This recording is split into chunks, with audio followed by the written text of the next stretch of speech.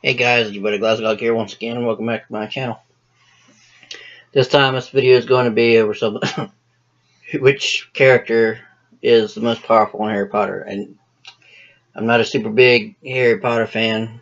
My only reason I thought about this was because there was a marathon this weekend, and it just made me sit to think of a video to do. So I'm only going to focus on the core three between Harry, Hermione, and Ron.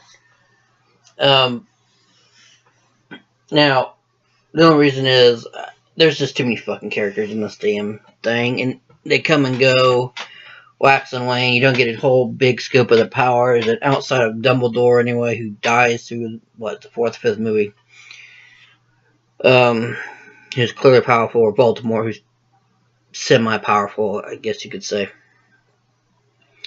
I just want to concentrate on the core three, and I'm not a super big fan of Harry Potter. I just know about the movies. I don't do the books like some other people that I know.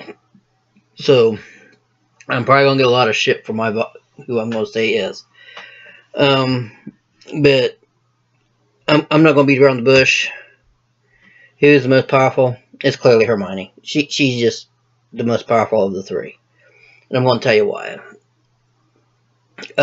She's the only one who actually learns anything. She's the only one who has the fucking drive for anything.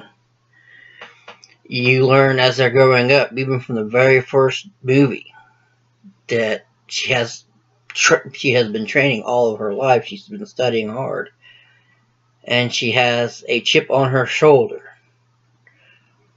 that she wants to be the best there is that she can be. And through the entire fucking series, she's the only one, and pretty much, in my opinion, you might as well just admit it's going to be your own, so at least through the entire movie series, who fucking improves.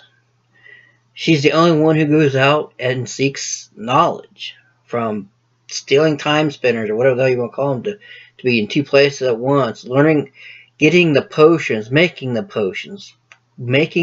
disguises, coming up with tricks and schemes for the group.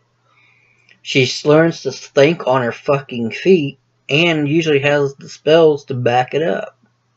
You gotta think about, pretty much what she probably does in her going home time of the school is train and learn more fucking spells.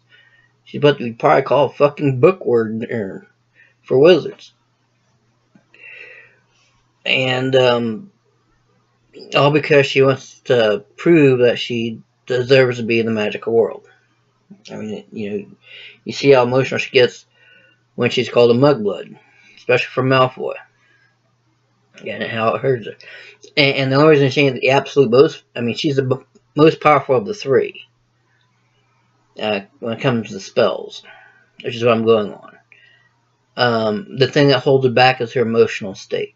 If she could keep up her emotions and keep them in check, she'd probably be fine. She'd be beyond the three.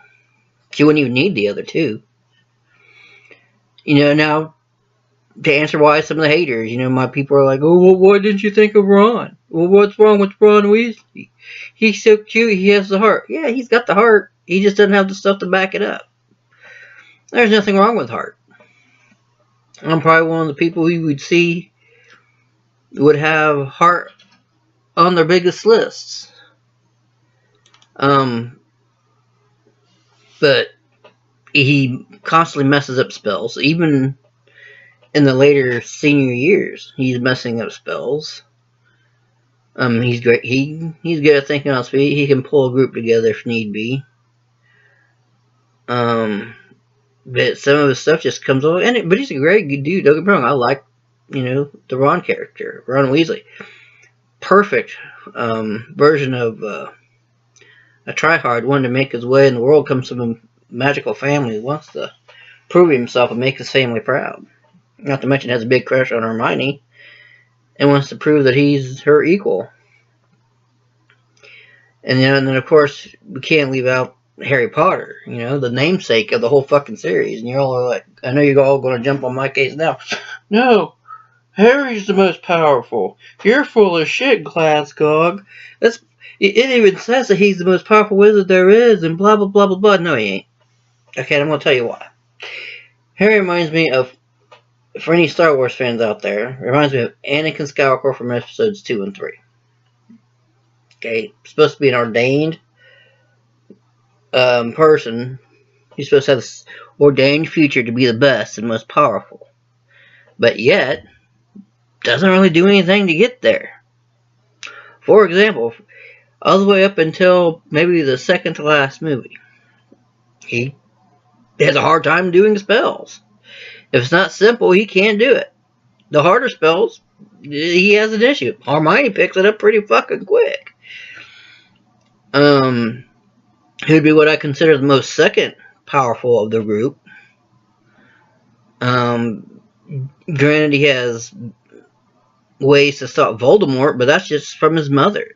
You know, the love that his mother sacrificed for him and his father. That's the only reason. It's her magic he functions off of that gives him his power against Voldemort. Look at all the times he's faced Voldemort. He's always needed help, but he's never done it really on his own. Like in the big fight scene in the end, you know, when he's trying to beat him, you know, he always needed his parents' help. And then at the end, he needed Hermione and Ron's help. So it's not that he's weak and not very powerful. He needs help. There's no problem with that. But to say he's the most fucking powerful out of the three is a long shot. If Hermione wasn't there, then yes. If Hermione wasn't fucking there, Harry Potter would be dead. Let's face it. If Harry didn't have all his friends around him, Harry Potter would be dead. Between Dumbledore and Hermione Granger helping Harry out, he's a walking dead man. Now, after the movies, when you see into the future, yeah, he becomes more powerful, probably does pretty well. But there's nothing special about Harry. I mean, and we've seen this. I mean, take a look. We've seen him growing up. All from the beginning, it's always been the same. Hermione's had the brains and the abilities. She's had the cunning. She wasn't very sociable, though, except for Harry and Ron. Loves the hell out of both of them. That's it. Ron, goofball of the group, tries like a son of a bitch to get to be powerful, but, you know, due to means beyond his control sometimes, and sometimes because of his own lack of effort, he can't pull it off. And Harry's just a little bit off, better than Ron. Granted, he was thrown into the wizard world right off the bat. That's understandable. He ain't gonna know anything compared to Ron and Hermione. They've got a leg up. They've been training most of their kid life, all their lives, throughout the whole movie for that. And he got thrust into it at the age of what, 10, I believe? 10 or 12? But, you know, instead of, he should have been hitting them books, but what he should have done is parked his ass next to fucking Hermione and had Hermione teach him every fucking spell she knew. Especially when we knew that shit's coming down the pipe. Hey, man, Voldemort's coming. Fuck it, I'm gonna go prop my feet up. Hermione, Harry, would you like me to teach you some spells? Fuck you. Fuck it, Hermione. I'm gonna worry about this. I'm gonna worry about that. You ain't got time for that. I gotta go play Quidditch. Well, fuck you, goddamn Quidditch. You know, if you got Hermione, especially if this is what made me mad about Harry. I went and seen the movies because I had someone who always wanted to go with someone, and so I did with them, the Harry Potter. And so I did. So I went to every movie with him, and after the second movie, I'm sitting there thinking, why is that fucking Harry just learning all these spells?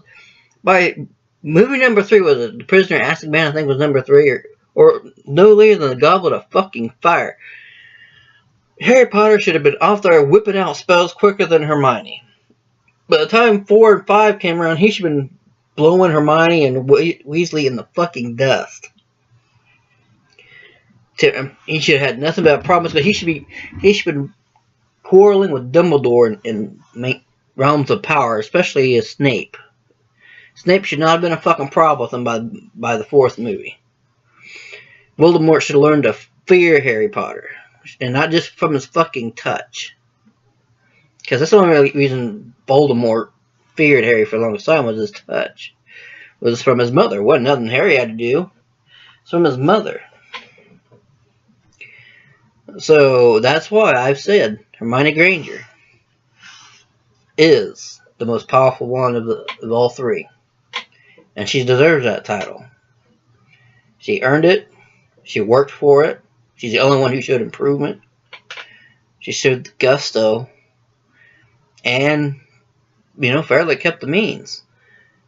She's the only one who is worthy of the title. Harry and Ron, but out of the group. What do you guys think? Do you disagree with me? Do you agree with me? Go down below, like, comment, and subscribe. And as always, you guys take care, and I'll see you all next time.